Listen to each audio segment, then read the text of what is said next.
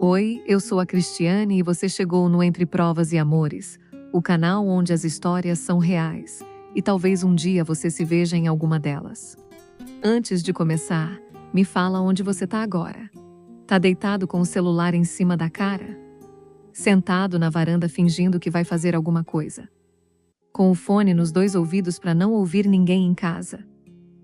Me conta nos comentários. A história de hoje aconteceu em Curitiba, no bairro Água Verde, numa escola estadual perto da Avenida Getúlio Vargas, em 2023. Um menino de 17 anos que descobriu o que significa estar do lado de alguém quando o mundo dessa pessoa desmorona. Acomoda, respira e vem comigo. Ele me contou um segredo no primeiro dia. Só depois entendi o peso do que ele carregava. Meu nome é Tiago.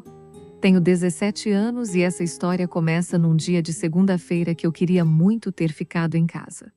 Tinha chovido a noite toda, daquele jeito que molha tudo e deixa o dia pesado antes mesmo de começar. Eu cheguei na escola atrasado com o tênis encharcado e fui direto pro corredor lateral tentar entrar sem passar pela coordenação. Foi aí que eu quase tropecei nele.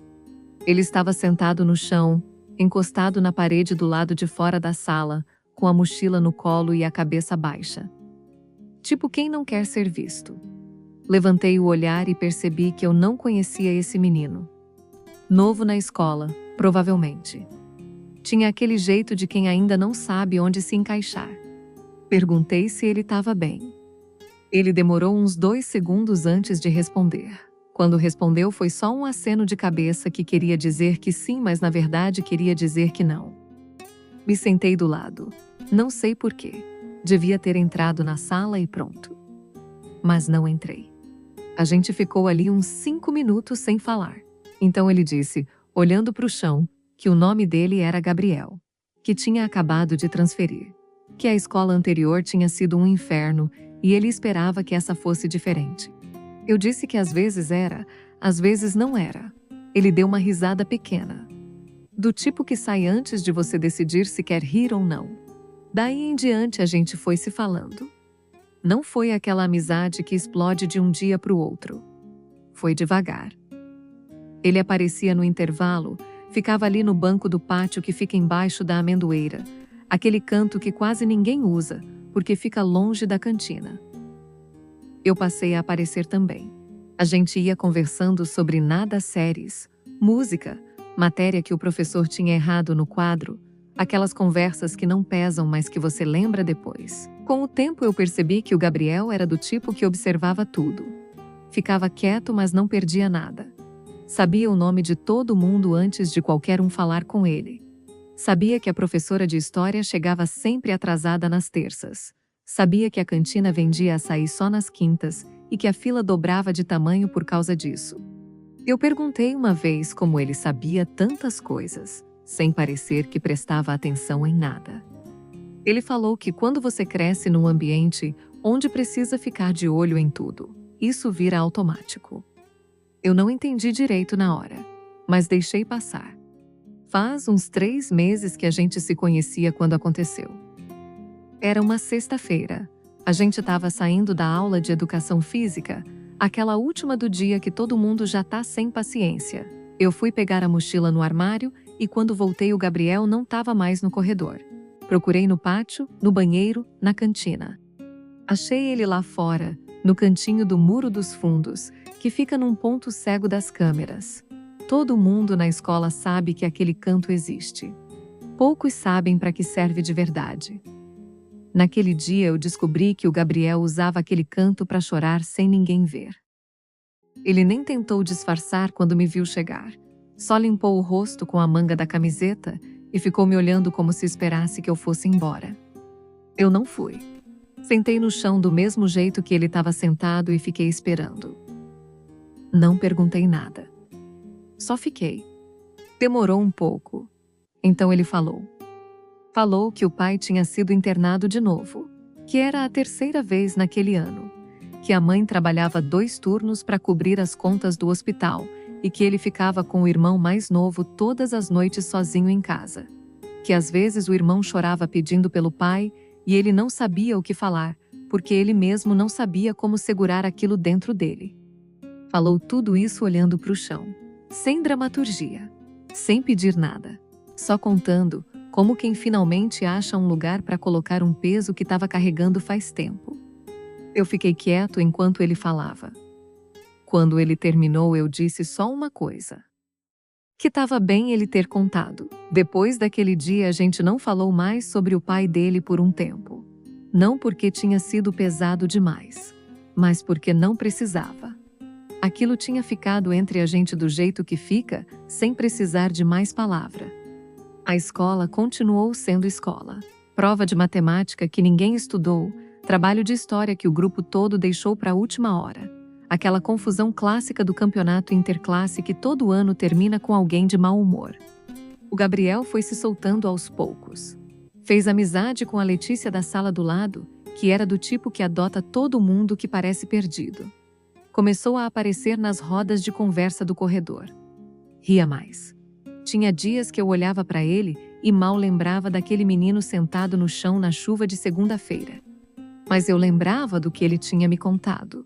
E ele sabia que eu lembrava. E isso era suficiente. Aí veio a notícia. Eu estava na aula de português quando a coordenadora abriu a porta e chamou o Gabriel pelo nome. Ele levantou sem dizer nada, pegou a mochila inteira, o que era estranho porque a gente ainda tinha mais 2 aulas, e saiu sem olhar para trás. Alguma coisa no jeito que ele pegou a mochila me disse que aquilo era diferente. Fiquei o resto da aula sem conseguir prestar atenção em nada. Mandei mensagem no Zap. Nada. Mandei outra. Nada. Liguei no intervalo. Caiu direto na caixa postal. Só fui saber o que tinha acontecido no dia seguinte, quando a Letícia me parou no corredor com uma expressão que eu nunca quero ver de novo no rosto de ninguém. O pai do Gabriel tinha ido naquela tarde. Não voltou dessa internação. Eu fui até a casa dele naquele fim de semana. Não sabia o que falar. Não tinha nada certo para dizer. Levei só um refrigerante e um pacote de bolacha, que era o tipo de coisa idiota que a gente compra quando não sabe o que fazer, mas precisa aparecer de algum jeito. Ele me atendeu na porta com o irmão pequeno no colo. Estava de olho inchado, mas de pé. Me deixou entrar. A gente ficou sentado na sala por um tempão sem falar quase nada. O irmão dele adormeceu no sofá no meio da tarde. E o Gabriel ficou olhando para ele com um jeito que eu não sei nomear até hoje. Era cansaço. Era amor. Era as 2 coisas ao mesmo tempo de um jeito que pesava só de ver. Na hora de ir embora, ele me acompanhou até o portão e disse uma coisa que eu não esqueci. Falou que quando a gente carrega uma coisa pesada por tempo demais, a gente esquece como é andar sem esse peso. Que ele não sabia ainda como ia ser. Mas que era bom saber que não ia ser sozinho. Eu voltei para casa pensando nisso o caminho todo. O Gabriel voltou para a escola 2 semanas depois. Chegou quieto, igual ao primeiro dia. Mas diferente também. Tinha alguma coisa nos olhos dele que não tinha antes. Não era tristeza. Era aquele tipo de seriedade que só aparece em quem passou por algo que muda o tamanho do mundo. A Letícia guardou lugar para ele na carteira. Eu levei um achocolatado de chocolate sem ele pedir, porque uma vez ele tinha falado de passagem que era o que tomava todo dia antes da aula na escola antiga. Ele olhou para o achocolatado, depois para mim, e não disse nada. Mas ficou com o achocolatado. Hoje o Gabriel está no 3º ano. Passou em todas as matérias do ano passado. O irmão dele vai fazer 10 anos mês que vem. A mãe conseguiu mudar de turno e agora chega em casa antes das 8.